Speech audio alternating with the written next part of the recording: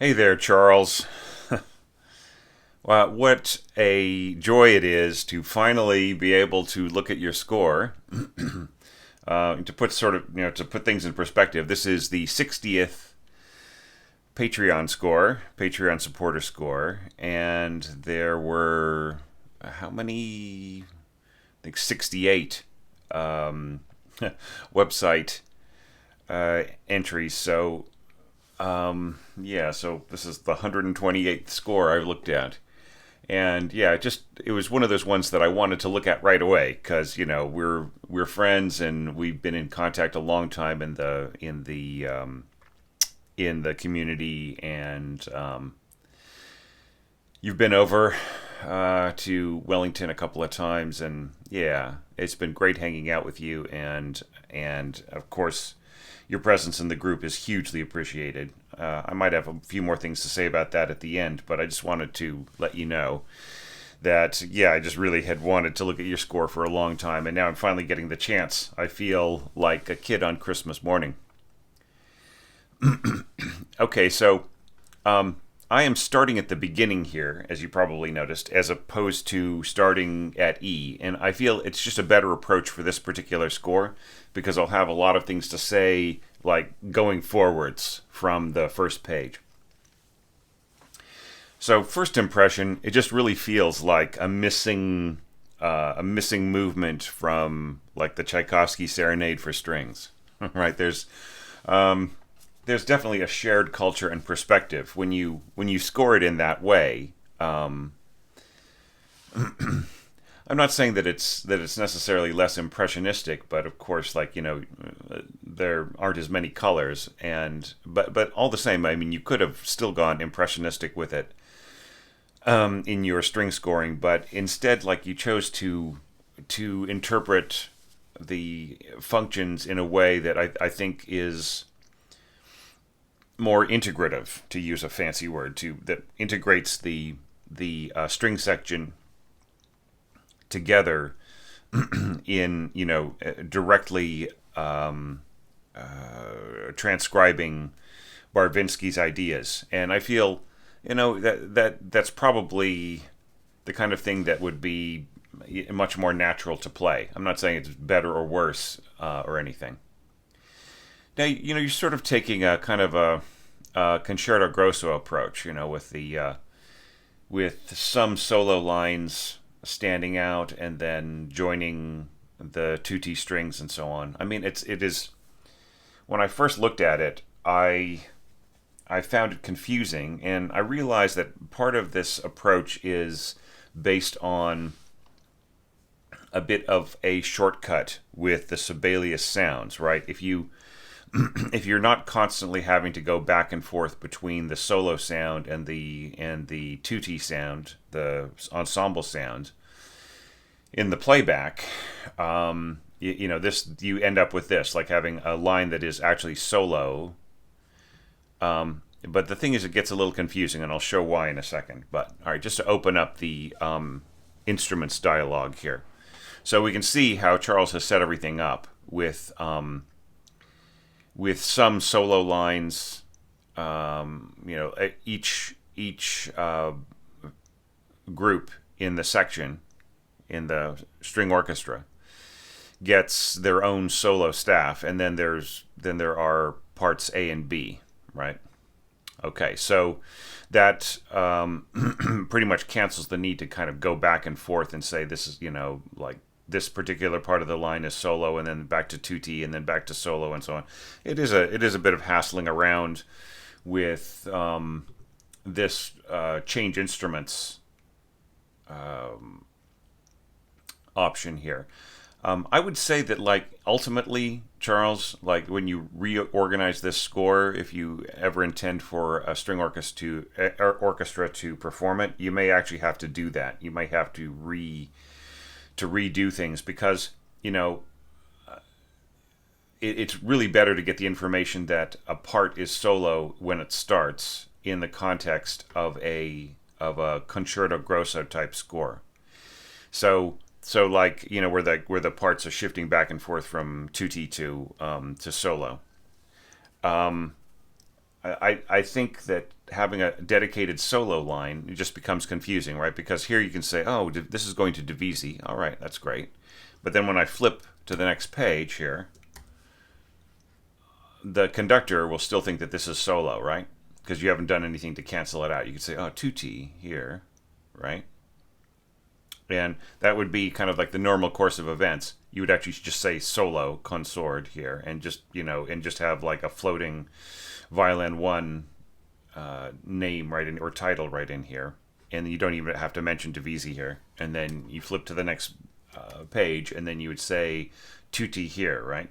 But I mean, I get for playback it's more convenient the other way, but it's not necessarily like an engraving standard, for this line to shift to solo and then tutti, and like just because like the identity has changed and you have hidden one staff and introduce another in the next system, right? That creates a problem.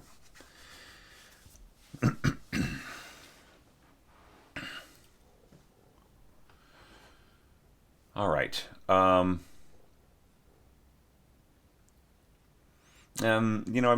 not fluent in Italian, but isn't this mezza voce? Yeah, maybe I'm wrong about that. Anyways, all right. So let's just talk about the scoring of it.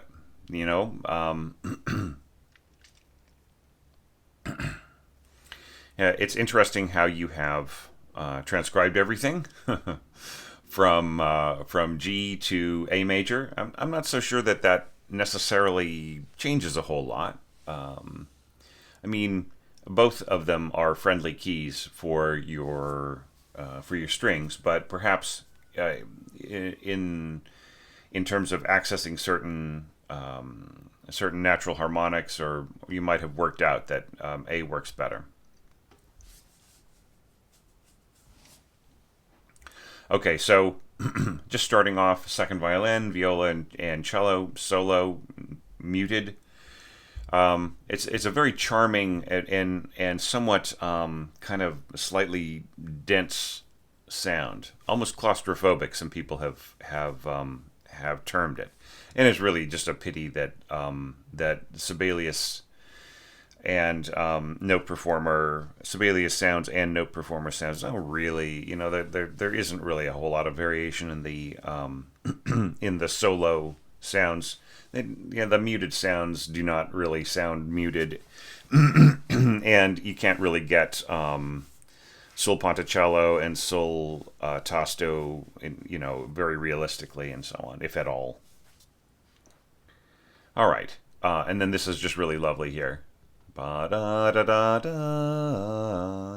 It's nice, and I appreciate that that you have really sensible bowing schemes for your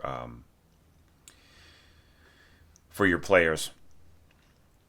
Not slurring over repeated notes and so on. Don't let me get into it again.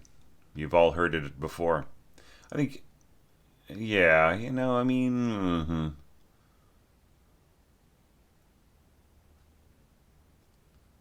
I almost feel like we need like a definite dynamic marking here. But I mean, yeah, mezzo voce, yeah. All right, it's all good. There's a lot more flexibility with string scoring, like especially like a kind of a string orchestra can reflect the freedom of expression that you see in string quartets to a degree. Like a lot of the players will have played in chamber groups, and pretty much all of them will have at one time or another, and they'll understand the communication between the different members of the orchestra, just as you would different members of your quartet, right? Um, it would be. I mean, there's so much Divisi in here, but like it would almost be nice to hear this with a really intimate sound, like a smaller group of like maybe say 16 players. You have a lot of Divisi in your double bass part, so it isn't really possible to do, to adapt this to the New Century Chamber, New Century Chamber Orchestra, which is basically a string orchestra. I believe it's up to 20-ish or so players. It used to be 15, 5, 4, 3, 2, 1 in terms of its instrumentation. And that was my favorite period when Stuart Kanan was at the helm. Nadia Salerno Sonnenberg, she's fantastic too, but she sort of increased the membership out and really filled in some of the sections. And I feel that it lost that really stripped down sound that was so energetic and intimate. But it would be really cool to hear this played with that kind of ensemble, just a 15 piece. But you'd have to do some work in reducing some of your bass divisi, maybe giving some of the parts to the cellos and so on. So our big question here is if we cannot, if there are no alternatives in the to timbre, right? Like we can't really have a timbral progression because it's all strings. Do we still get the emotion, right? And I feel that we do, but I think that you need to watch out about falling into the crescendo diminuendo trap, right? With this crescendo diminuendo, I mean, if it were just a pianist playing it, great. If it were just a string quartet, even more. But you have, there are greater issues here. The crescendo has got to go somewhere. We got to know how big it's getting. When does it reach its climax, its peak? And then diminuendo, I like the fact that you have moved this past the downbeat, right? So that leaves a space here for however loud you intend to get here. Forte or how loud, right? And then diminuendo to what? Right? How soft do you want this to get? Yeah.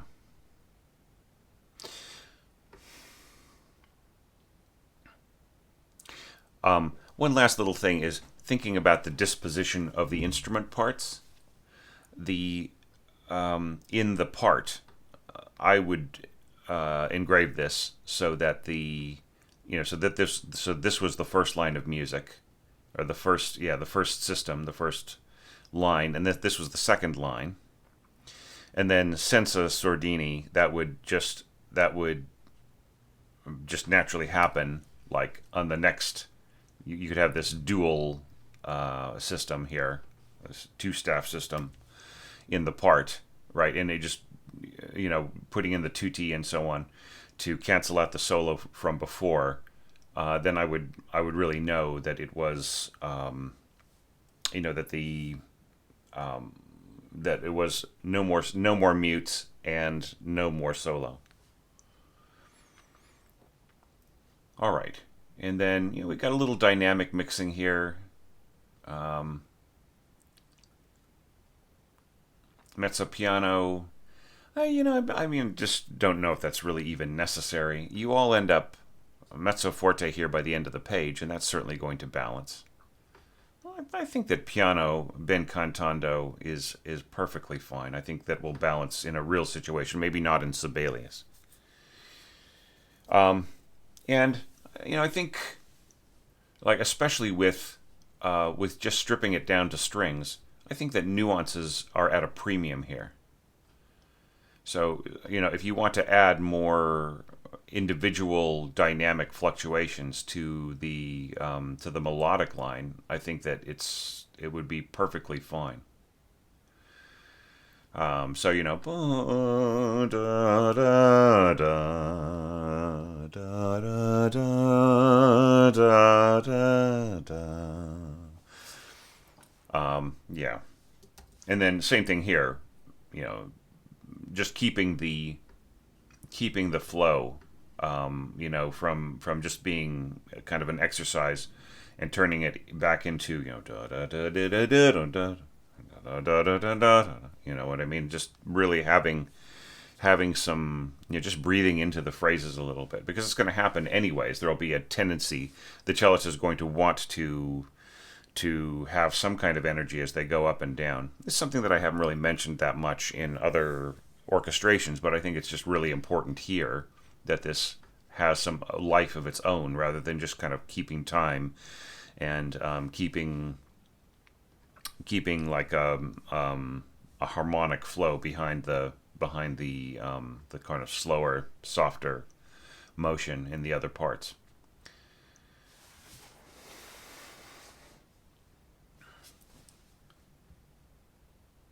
Yeah. Just thinking one other thing, senza sordini.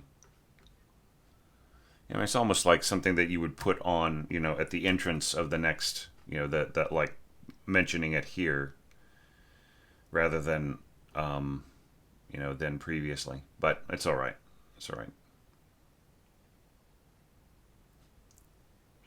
Yeah. So so you sort of set up this whole idea of the sustain pedal, right? Tying and so on. And I think that like pianissimo, that's okay, but then pianissimo with the fluctuation that I mentioned, right? Just to breathe into it. You don't have to do it every bar, or maybe you could even push in, pull out, maybe a little bit. But yeah, and then like this little pluck here on double basses. I think this all is really, really nice.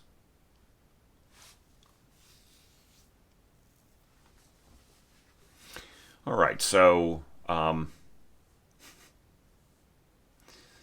yeah, so the voicing has been broadly expanded, right? So long as these E's are audible, then you don't get into the headspace of this sounding like it is a C sharp minor chord, right?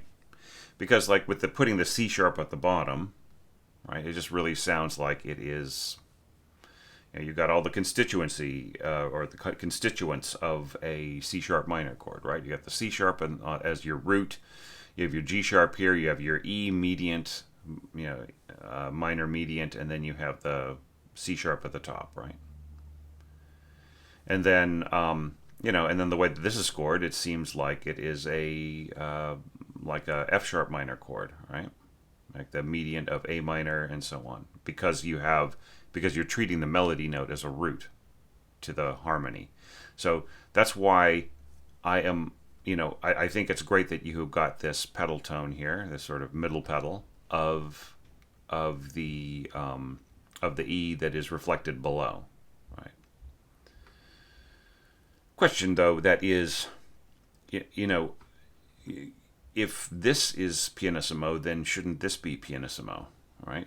Since they're basically reflections of one another, they have the same function.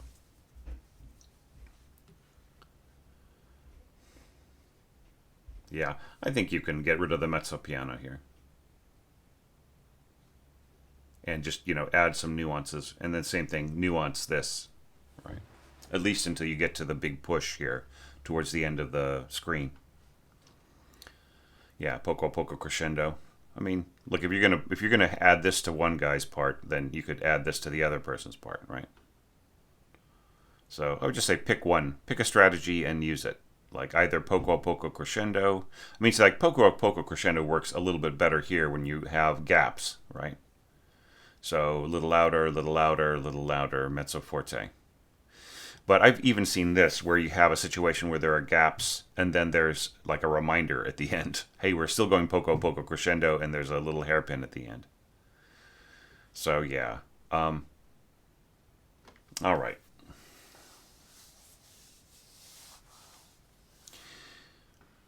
The enclosure of your double octave here, with the space in the middle, containing the harmonic parts inverted. The enclosure, I just think that's really cool. Ya da da dum, da da dum, and with the cellos working with the violas here. It's almost to the point where, to get a balance, I might want the cellos to actually play the original piano part right in there. The motion of the thirds next to each other rather than expanded outwards to a sixth right here. All right. Yeah.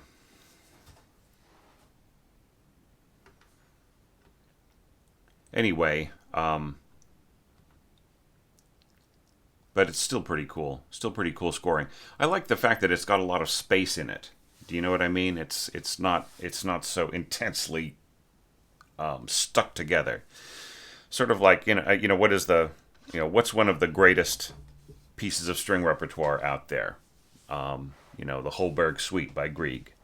One of its greatest flaws is the fact that Grieg essentially just transcribes the hell out of his original piano score, just adding every single possible note in its original context from the piano part, and that just kind of starts to make it sound organ-like in some parts, and just creates more and more divisi and less space. So I really approve of the way that you have reinterpreted some of these elements so that there's so that things have a bigger, wider, more to my mind more beautiful kind of a sound, because the spaces in between the sound of the strings are so rich that they fill in, like their overtones fill in the empty spaces in a way that you don't really hear necessarily with the piano, right? Well, I mean, piano can do that too, but you just have to score it the right way. Okay, then going on to B. Yeah, and then here the voicing changes a little bit.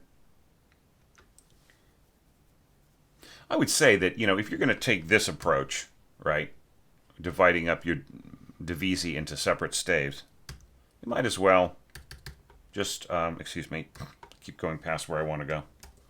You might as well just keep that going, right? I mean, you can certainly fit everything on that page.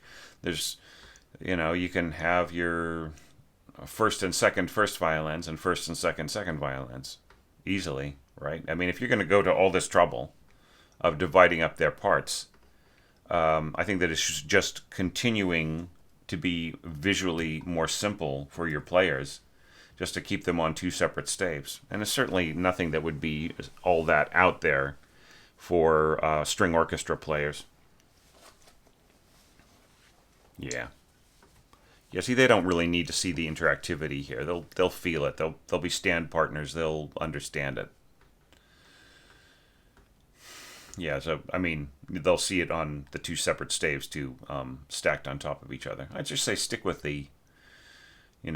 stick with one approach or the other. Like certainly, like looking at this page here, if you had really wanted to score everything on 5 staves, with the occasional 6th staff, say for this pizzicato here in the double basses, I think you could totally do it. I think you could absolutely, it would be zero problem. Well, I mean, it would not be zero. The effort would be the problem. But you could definitely score these 2 voice parts on single staves, right? Sort of like the way that you've got it here. It just depends on how much trouble you want to go to.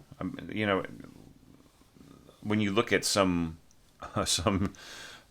string works, some string orchestra works between, say, the 1890s to the 1940s or 50s, then multiple staves is it is something that is not a problem. Yeah.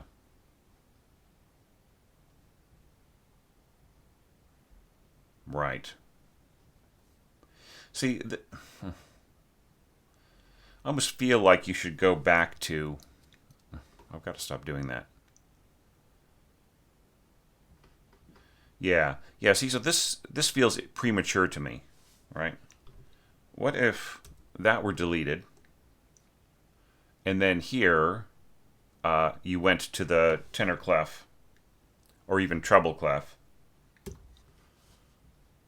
Let's use treble.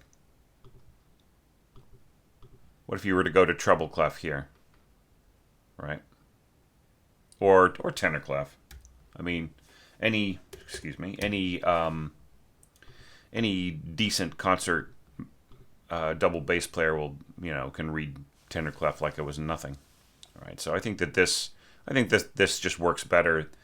You're just seeing the B as at the top of the staff, and it reduces visual confusion, because like the way it was before.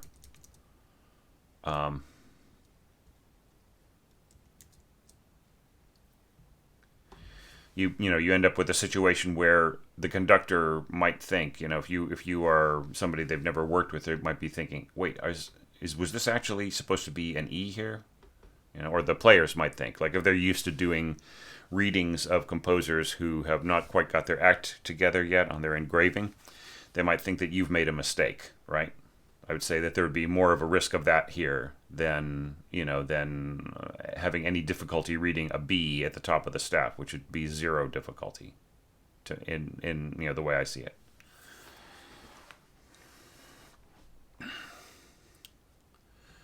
Right, and then here you say divisi. Right, I think that the divisi part in the divisi in the part and in the score should go here, right, in between the 2 staves, right, just indicating, la meta on that part now, right? All right, so so those are just some engraving comments, right? I just have not even talked about the scoring yet, so let's talk about that.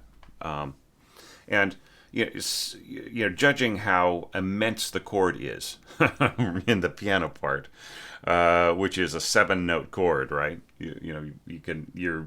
What are your options here? Without using up every possible resource, and then not leaving anything left for the other functions. I think it's cool that you manage to interpret that using 5 different parts rather than 7.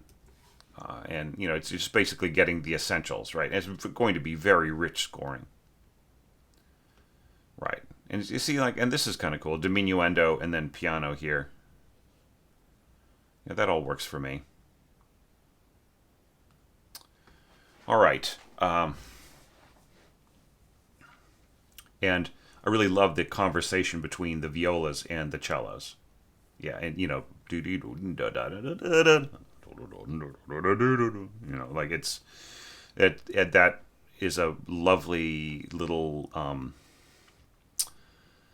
like preview of what's about to happen. Okay, so I'm with you so far on these first four bars. Okay, now here is where I part a little bit. You can hear it on the mock-up. Not that mock-ups are necessarily indicators of what's reality, but in the mock-up you can just really feel that there's something wrong here. That the melodic line is not standing out. And I want you to look back a few evaluations ago. God, it's one of the problems with having everything so compressed like this. Like to my original plan, I would be doing a couple a day. I'd be releasing them on the day. I'd be thinking about them, and then they would have more. There'd be more in my brain storage as I went on to the others, and then commented back, right? But just doing 3 a day, and it's just too much compression. But there was a recent entry where the strings were playing this upreaching melody, and as the pitches got to a certain point where they met up with the same pitches in the held harmony, that part took over the melody, right? So and there was like a little diminuendo setting it up so that the held pitches would in no way interfere with the sound of the rising of this rising little melody right in here. So in other words, for example, once you got to this F sharp, the Divisi second violins would start playing along, and then once you got to this D, the other part of the Divisi violins would start playing along, and so on, right? So, so that's like that would be the general approach there. And I feel that, like, one of the things that I think that this actually would be a problem, just because it's like all the same. A, it's violas, right? And B, it is like all the same color, right? So I don't know. I mean, I kind of feel that there's some sort of diminuendo or some sort of strategy, like I just outlined, or some other kind of thing, so that this doesn't cloud things, or maybe maybe if it were tremolo, or maybe if it were like sul ponticello, or some other kind of thing to change the color so that this rising line here doesn't have to be marked mezzo forte. Do you know what I mean? I think that there's a real beauty in sticking with piano here. Now, one thing I noticed here is that just right when things need to be the smoothest and most elegant, and just I feel smooth as peanut butter, we're just getting very da da da da da da. And you have shorter than normal slurs just in general in a lot of this. Yeah, I just feel that it's very fiddly. I mean, cellists can have really nice long bows on some of these things, especially with their position, with the fingerboard next to their ear, and the and then stretching down to around the vertical proximity of their belly button. They've got a lot of room to just arc over, and they have a lot of freedom.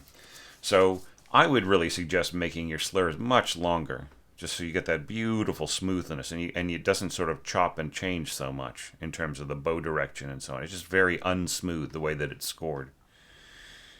So all the more reason for this little conversation here to be even smoother. I would say just do the half bar: down bow, up bow, down bow, up bow, down bow, up bow, and so on, right? And then here, make it as long as you possibly can. Actually, I think you still have to go down bow, up bow. I mean, I would, in my dreams as a violist, I would love to have a bow and fingers so long that I could just swoop right over this with absolutely zero effort, and it would just. I mean, I think it is possible. Violists back me out, but it just might take a bit more practice to get that all under one bow. And one last little thing too is I feel there's too much of a break here. I think that your violas need to get all the way up to where they can trade off with what's happening here in your first violins. It really has to feel like it is connecting so that the line continues on smoothly. The way that it's scored now, it just feels like the violas come to a stop and this held pitch starts continuing into the second eighth of the next bar. So it just really doesn't feel like a continuous swoop across. And once again, the bowing needs to be nice and long and beautiful and sweeping. Yeah. And then, here, like, we have exactly the same context. We have viola, and pretty much, everything's pretty much the same register, it's not the same notes, but it's a different harmonic context. But the same, more or less the same approach. Just one last little thing is, like, if you do decide to go to the half measure with the bowing, I'd put the clef, the new clef, right in the middle, just so that, like, the planning, the bowing, and everything like that, with the fingering, just all happens in the same context of the clef change. That could be another orchestration tip. All right.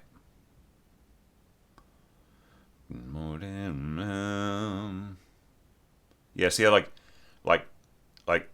I think that it's just so much easier to bow this and then bow that, right? Going up to the F sharp here as a fresh bow. So once again, half measure, right?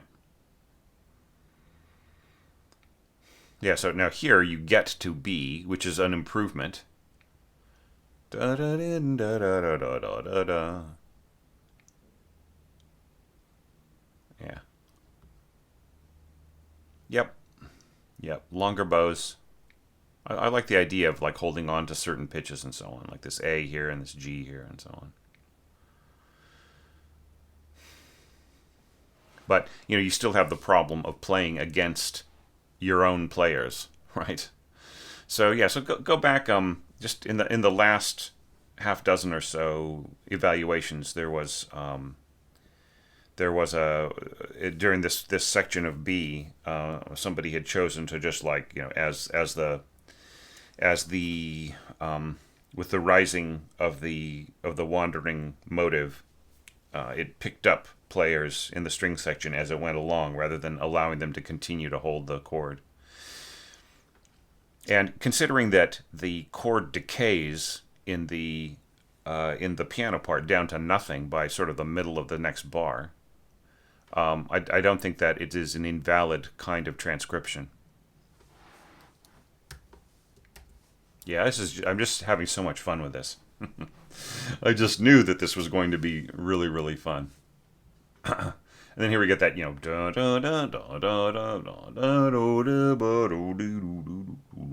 and so on.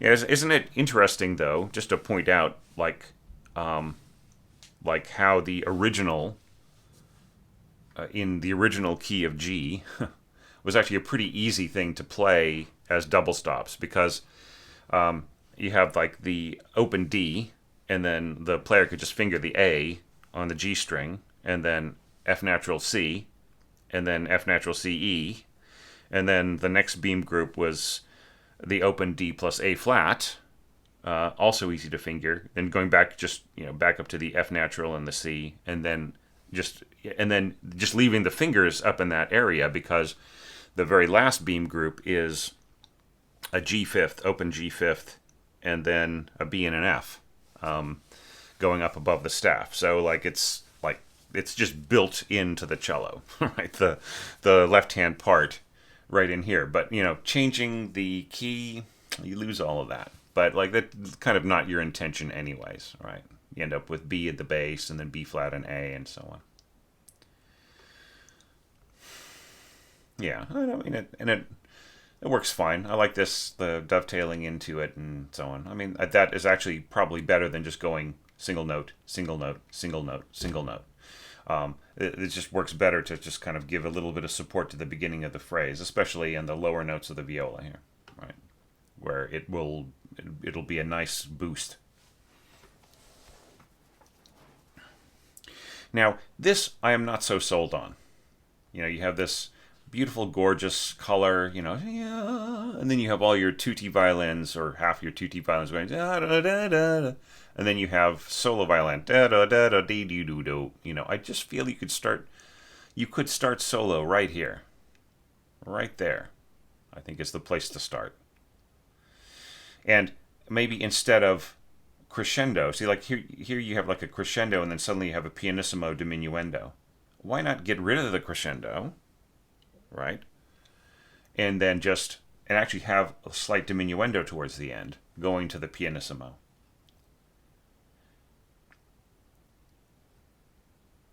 Yeah. And then I like the way that you've left some space here, except for, well, I mean, even this, the B below, that's a cool idea, actually. So, yeah, I remove my objections to that. Yeah, just so long as this is also soft along with everybody else. You're saying like one solo double bass player. It's probably going to be okay. I mean, though, just like you could easily cover that with other players. Like, you could easily throw in your other first violin players and get much, much more control there than this. But it's still an interesting color.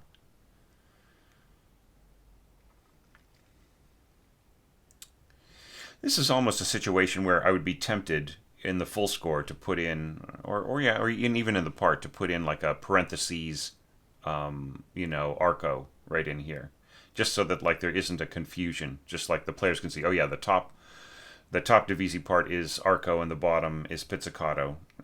That's just that would be, I think, a good kind of a reflex whenever you have identical parts. So it's just really absolutely clear to the players when you have identical parts, and it should be identical dynamics too. All right. So yeah, and like I almost feel like this could stay piano, and you could actually push into this. Right?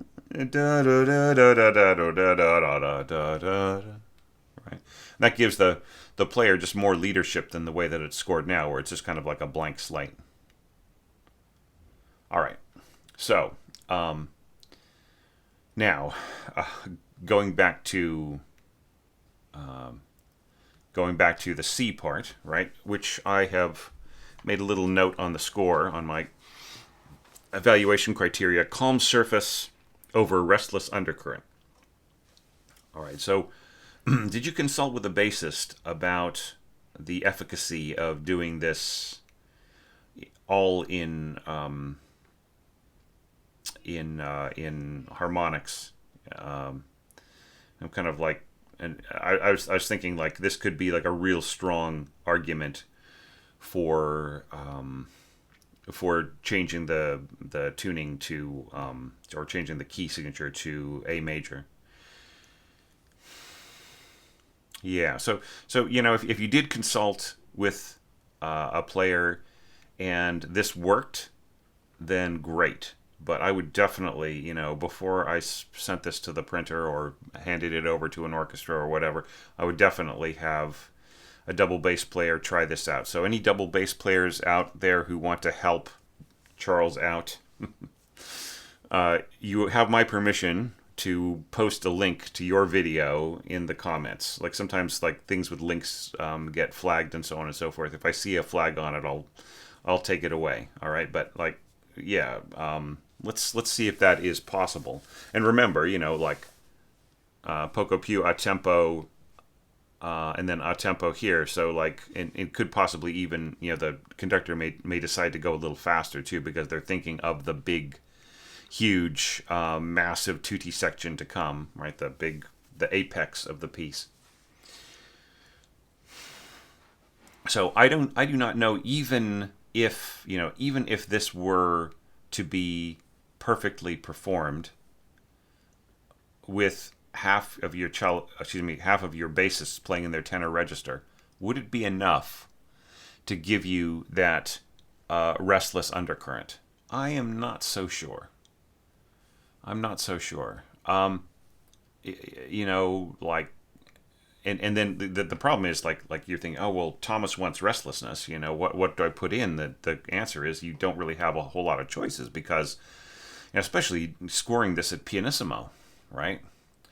It is going to be, and giving other parts like you give them these little fades and so on, back and forth and so on. And then also, like really close by, you've got the melody scored out in a fairly low position, right? With a cello on top. So all of those things, the kind of work against bulking up the double basses with anything other than perhaps like cellos. But if you bulk it up with the cellos, and the cellos might not be able to reach these same harmonics, in which case they'll just be playing non-harmonic pitches, and it lessens the effect of the harmonics. So I think you have really built yourself a little bit of a trap there. Might almost be like, if this is possible and easy to play in a fluid way, then I would almost be tempted to mark it up to piano here. Like, you've got piano in this pizzicato down here. Why not piano in this sort of restless part, and then let the other parts do their work? But I mean, but then just all this kind of fiddling around with the dynamics is sort of antithetical to everything. We already have a mezzo piano in our cello solo. It's such a cool idea, though, like the fluctuating, kind of the surging. It's a bit like a kind of a slow sine wave, or a slow oscillation of a sine wave, the way that it's scored. And then just like exchanging between the two different octaves here, the A above and the A below in the cello. Sorry, I meant to say, not violas. And then this little bits of pizzicato in here, kind of gives it a little bit of a waltz-like feel. Plick, plick, plick. Yeah. All right. Let's look at that interpretation of the melody. So we got that high F sharp there,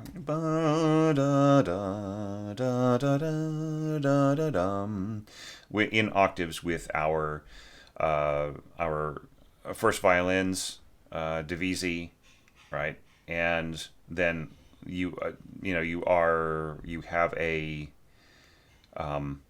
not an enclosed harmony, but an overlapping harmony. Interlocking harmony, probably a bit better way of saying it, rather than overlapping. So interlocking, we've got the thirds once again interpreted as sixths, inverted as sixths, with the melody note, the lower octave of melody note below this harmonic tone. Yeah, and once again, like, that's just a way of giving your strings more space. I have to say, it's a really lovely. I mean, if this works, this is incredible. Like, this is one of the best places in the entire arrangement. Yeah. But look, if you consult with a bassist and this doesn't work, and I don't know, you might be just sort of drumming your fingers against your desk saying, I actually can play bass, and this does work, and it's real easy to play, and it's really fun to play. Well, you shut up, Thomas. And it's the thing where, like, I wish I had a bass. We have a house guest who's going to come stay with us in about, I think, 4 to 5 months. He's an exchange student from Germany, and he plays double bass, and I am so tempted to just rent a double bass so that he can continue to practice while he's here. Or maybe just buy a really, I don't know, a cheap double bass. There is no such thing. But to you know what I really want for Christmas? If there are any rich millionaires out there who want to be really nice to me, send me a Mando bass, right? So it would be a bass that has kind of the body shape of a mandolin or a mandocello, quite a bit bigger, and it has the tuning of a double bass, and it's intended to be played like as a fretted instrument rather than a bowed instrument. But yeah, that's a little bit out there. Then there was this electric bass at Alistair's Music here in Wellington. Oh God, what a gorgeous instrument! It just, you might like sneer at electric string instruments, but the neck was so, like, when you don't have to put any money into the body, you can make the neck and the setup as beautiful as you want. And man, this was just like, it just felt like butter when I was playing it. I could have played it all day long. It was so great, and it was a 3/4 scale. So, yeah, see, like, then I could just pick it up and test this out for you. But, I'm just like thinking to myself, all of the nodes and everything, and there's a reason why I don't have enough time to practice to be good at being a string player and just immediately, like, look at this and nail it. I could probably do a little bit better with viola and violin parts, kind of just looking at them and figuring them out mentally. But, cello, I'm playing a lot of mandocello lately. So not so tough, but tuning in fourths and so on. Maybe Joshua Taylor, a fellow Kiwi composer out there, will be watching this and take a look at that bass part and try it out. In fact, I'll link him when I drop this on Facebook tomorrow. Okay, so enough discussion about the damn bass part. My rich uncle, I do have a rich, long-lost uncle, which I might tell you guys about someday. If you're out there, send Thomas a Manda bass. All right, so now getting to D. And, I just really love, like, I probably was more generous in terms of, the amount of bars that I allocated for different levels and so on and so forth. But I just really wanted to really give everybody a chance to take a big swipe at this. So I've got nobody to blame but myself, but I think it's all just delicious, so long as I can keep up the speed.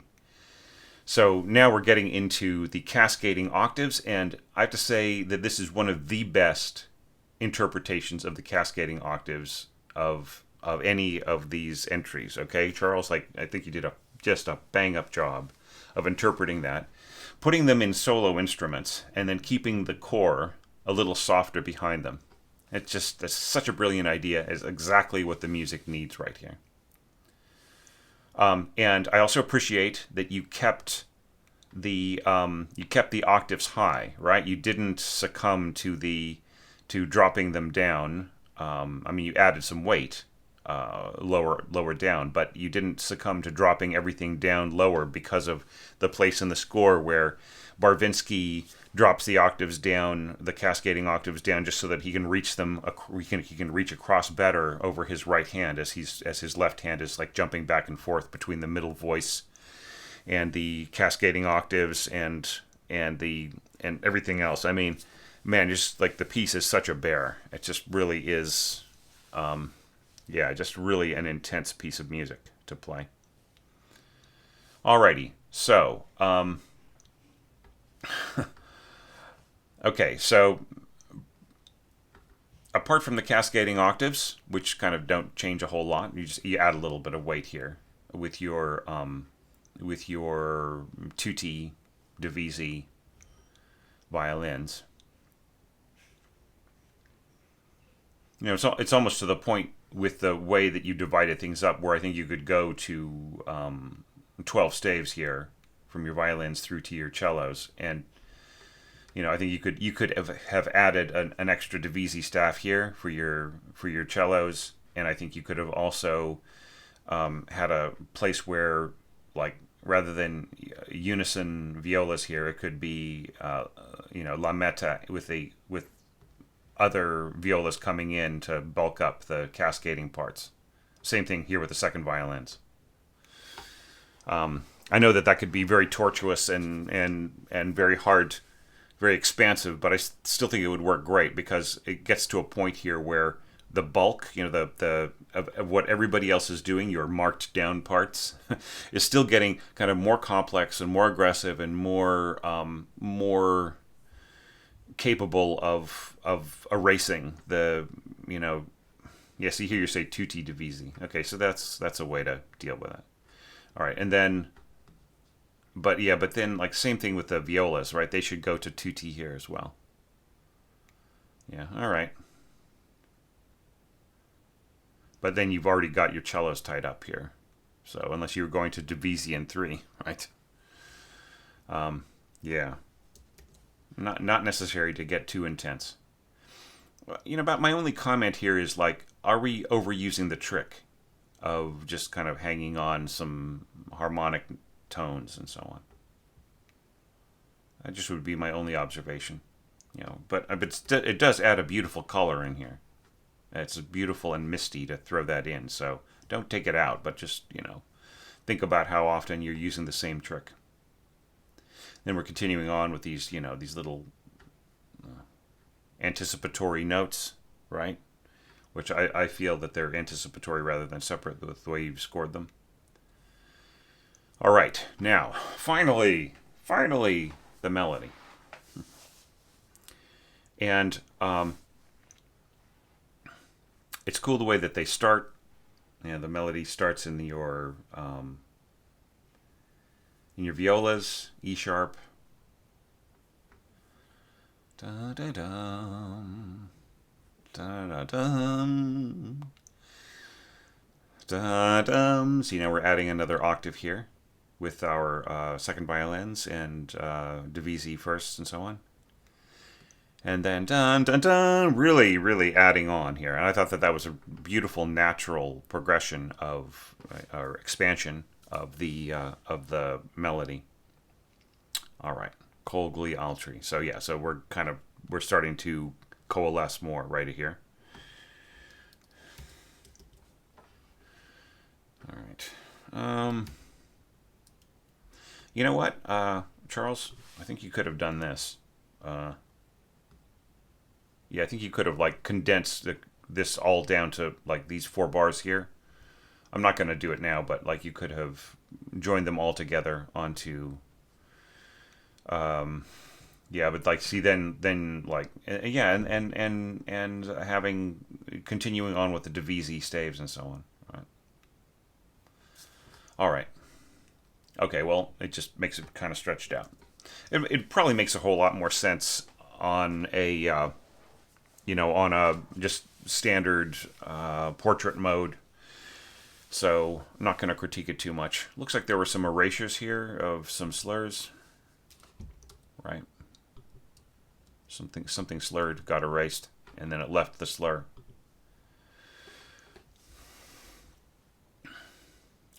So this is rather interesting. This is the big Ravel part, which because it just really reminds me of like a page out of Scarbo, or Ondine, which was written the same exact year. But of course, it was not published that year, so Barvinsky would like completely not have known about it.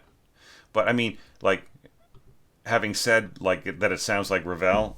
I am almost certain that it was actually modeled on Debussy, because I don't think Barvinsky would have had much access to much of anything published by Ravel at that point in was he in Kharkiv? Yeah. Yeah, but I mean, like, Ukraine wasn't some kind of total backwater. They had their own conservatory, and he taught at it, right? So he had some access to some of those publications. I'm sure that at least he had. Did he have access to Debussy's Image? I'm imagining, and also maybe Sweet Bergamasque and so on. So I think he would have been inspired by that. Anyhow, I just love the way that that Ravel pushed Debussy to greater and greater heights. That just as just as Debussy was working on like his second period of piano music, Ravel comes out with a Jeu d'eau, and it's just like, no, what did you do that for, and then like and then Gaspard de Lanoy comes out in 1908, and do you mean I have to be even more of a genius than I already am? Debussy was probably thinking. So yeah. All right. So here we're getting into those beautiful kind of clustery Ravel type of chords, and I like the way that you sort of spread them out, like you kind of keep to the essentials of the harmony, and you don't go for the big, um, 8 voice chords, but you allow your string orchestra to become more active and more propulsive. That is a fantastic idea because of just how intense everything is on the next screen. Were it to become too focused on the harmony, then you would lose that energy and just suddenly you would be, slamming away at the next part.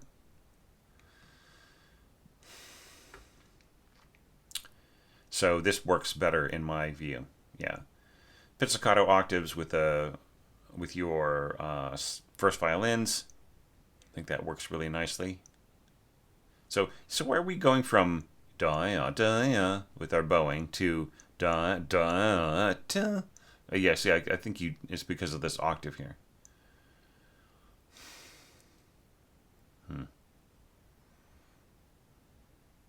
I think that you should do this instead, Charles. Ah. Sorry, I'll just erase this.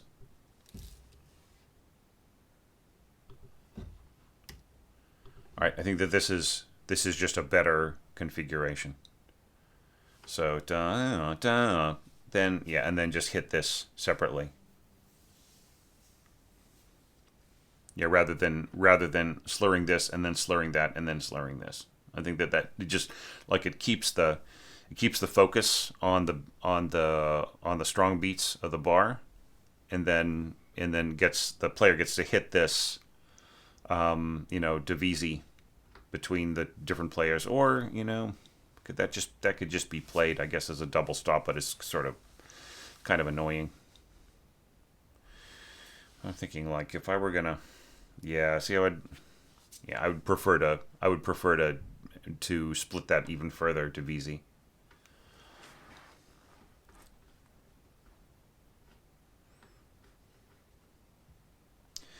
All right.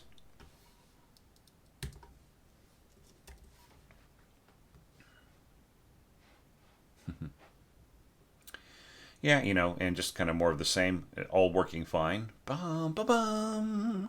Now, yeah, here you get really fiery and I'm just not sold on your solo double bass player playing one single pizzicato note here. So let's say you have a decent sized string orchestra with anything from like 6 to 9 double bassists. If your string orchestra is the string section of a professional orchestra, then you'll have probably around 9 double bass players.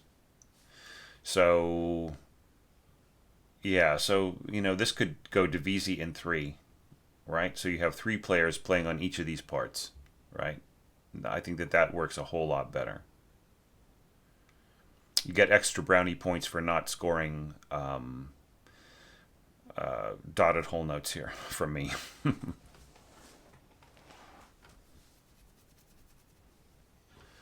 All right.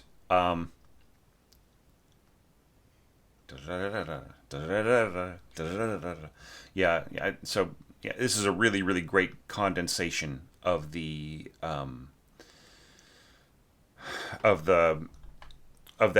sort of furioso section, precipitoso, excuse me. Um,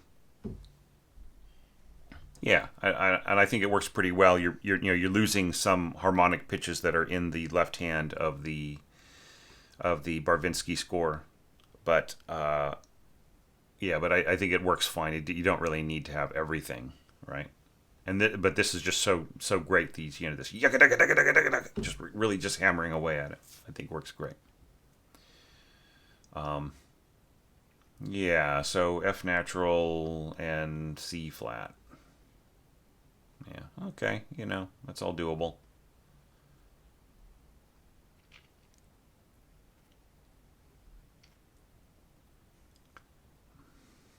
Yeah. Yep. Yep. I could play that if you held a gun to my head and sat me down in a chair with a pretty decent viola and a nicely rosined bow. Okay, yeah, yeah. So, yeah, and this just finally you are having all of your violins commit, all of your first violins commit to all playing unison on one melody, in a big score like this. That's rare. So that's nice. And then, and just like octaves. Da da da dum. Do you really want this to be portato? I feel that you just really like it's kind of bouncy rather than being really like if you just get rid of the I think if you got rid of the slur and you made this into a staccato, you get like zoom zoom pa pa, right? Rather than ta, you know. Yeah, it just feels a little too, you know, too much like kind of sitting on a little bouncy ball, right? Yeah, I mean, especially at fortissimo, I'm dubious about portato being used here. Yeah, so I just feel that you don't need portato. You just need nice long bows here. So making them both make both of them nice long zoomy bows, mit viel Bogen, as Mahler would say, and then a staccato here, right? Da da da da. Nice. Right, and and there's with so few instruments, just like before, mentioning before, there really isn't a huge opportunity to progress the texture all that much, and it really just becomes more about the intensity of the players and so on. It's just like the difference between a Tchaikovsky symphony or suite and his string serenade, right? There's only so much color, but like the richness. What's really funny is to like assign somebody, assign a beginning composer, developing orchestrator, orchestrate this sample for strings, and make it as rich as possible, and then show them the richness of Tchaikovsky's Serenade for Strings, which doesn't have tons and tons of stacked harmonies and so on, and Debussy chopping up into huge amounts of parts. And here I would say that I'm not accusing you of doing that, but but still, like, you are actually achieving a huge amount of sound here, like a universe of sound here, without like having to go further and have your players play a lot of double stops. Okay, so it's really nicely done. But yeah, but just strings just fill in the sound. They so long as the voicing is you know is set up the right way, you just get a huge amount. I'm just gonna check something. Yeah.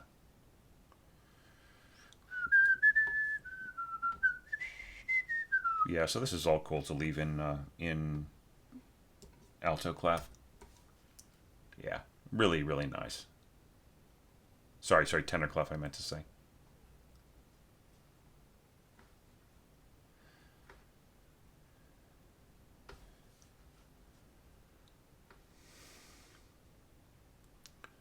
Right. Okay. Yeah. Right. Da da da dum. Yeah. See, like, so you deal with the non decrescendo part as a crescendo, right? So it's like and then some, right? Yeah, this is going to be really intense. Um, especially like on the lowest strings here of the viola, and the cello is also going to this right in here. Yeah, I love this. I love the way that you spread the octaves across your different strings, and you have this kind of shaka shaka shaka shaka kind of a sound right in here. Yeah, yeah. This would sound gorgeous. I mean, it's. I'm not saying that it's completely ready for the stands, like they're, but it's mainly engraving things that you would have to watch out for. And there probably would be more things that you would want to sort, want to fix, and so on. But yeah, I mean, it's pretty close. It just would be great to hear a string section give this a try. Destination dynamics at the end of all of these hairpins. It's beautiful that you have them on almost all of them, but yeah, here too, you probably just left it off, and also here. Just really like all guide the players down to just pushing their sound down to nothing. If a player is not playing part of the melody going forwards, they should all go down to pianissimo. So this should be pianissimo. I'm sorry, second divisi cellos.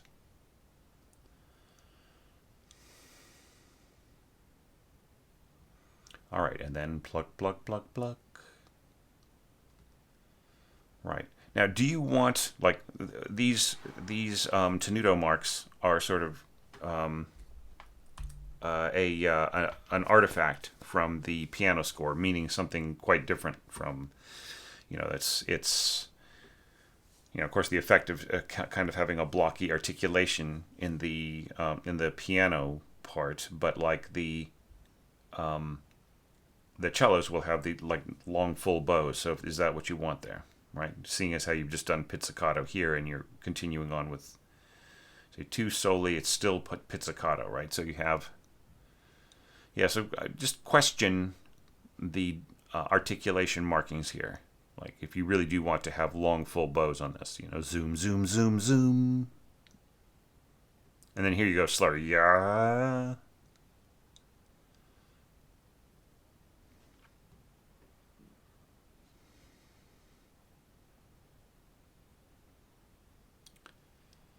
Yeah. Yeah. And I really love. Okay, so like this portato sul tasto, absolutely gorgeous. I don't think it needs to be pianissimo. I think piano is fine. Yeah, and then so awesome. This was one of the parts that really reminded me of Tchaikovsky.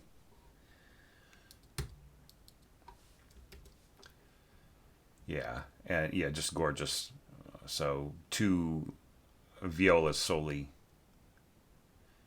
Yeah, it's the kind of part that I kind of would wish would be on a single staff. Yeah, and then and then just these little touches. Soltasto. Is this Soltasto as well? Yeah.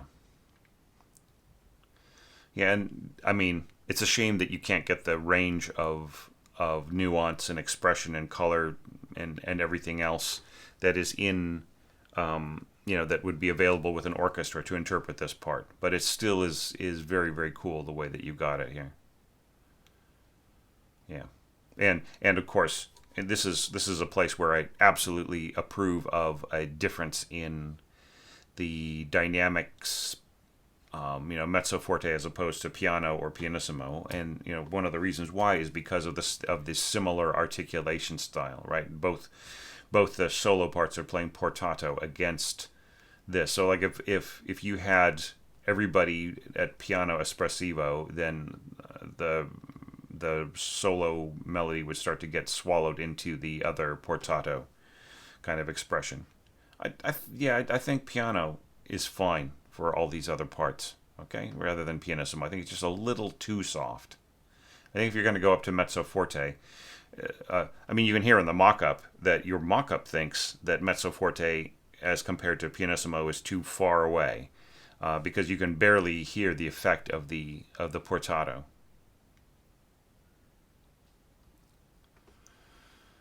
Right, da da da da. Yeah.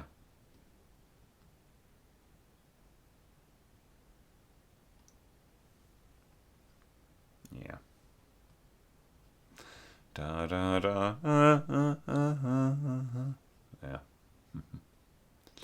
Yeah, I mean the whole implied leap is sort of lost in here with the way that you've scored this. You know, I mean, if you really cared about it, you could put a slight accent at the beginning of both of these groups, but you don't really need to do that. I think it's just something that is in the psychology of the part rather than the actual scoring.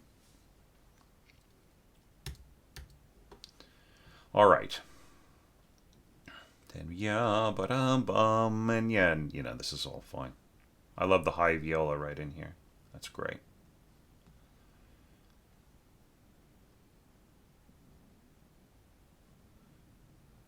Yeah, and then octaves here. Yeah, solo. I'm not so sold on mezzo piano solo firsts and pianissimo solo viola.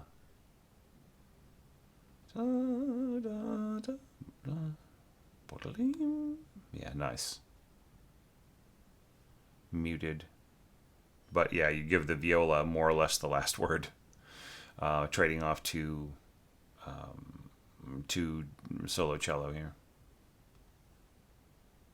Yeah, so like I said before, it's fantastic arrangement, and I just really like it was really a joy to look at it finally.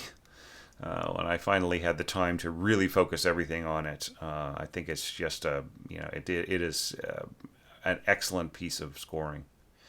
So you know what to do next. Either put it in a shelf, or put it in your special file on your hard drive, or shape this score up, fix it up into a nice landscape format, and see if you can get a string orchestra to play it. That's what I'd do. Great job, Charles. So look, just like I got nothing left to say except thanks for everything. I mean, you have been one of my longtime supporters from like the beginning of Patreon, and even before then you were sort of poking around at the community and making great suggestions, and I'd really value like your presence, and just really appreciate like what you're helping me to accomplish, and I'm so glad that you're a part of it. It really means a lot, and I mean especially meaningful this year when we had a chance to help some people who are in a really scary place right now. And thanks as well. I mean, I also have some other long-term Patreon supporters who are doing their part, and just doing phenomenally, you know, with their own careers and their own development and everything else. And I'm so glad that they're able to share that with us, and sometimes make it part of these challenges. It really is a fantastic opportunity. I really love that sense of ongoing conversation that I've had with some people. And thanks everybody, all my regular viewers who follow these challenges but are not involved in any other way. You guys are awesome. I really appreciate your comments, and also like all my website subscribers who are using the resources and so on and interacting in the community. I just really feel grateful, and I don't know. I kind of get into a sort of a gratitude binge at the end of these videos, but it's just because I just feel it every time I get to the end of one of these evaluations. I just really feel so thankful. So you guys are awesome. Keep up the great work, and I will see you later today with yet another one of these great scores.